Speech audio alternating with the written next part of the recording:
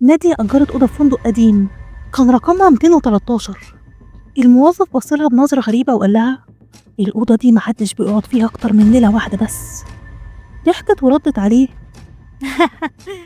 أنا مش بخاف من الحواديت دي. وفي نص الليل صحيت على صوت خبط خفيف جاي من الدولاب. افتكرته فار ولا قطة، لكن لما قربت منه الصوت وقف.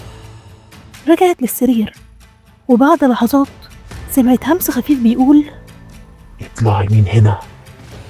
نادية اترعبت من الصوت، ولما بصت ناحية الدولاب لقيته بيتفتح ببطء، وظهرت ايد سودا خارجة من الضلمة. الايد بدأت تزحف على الأرض ناحية السرير.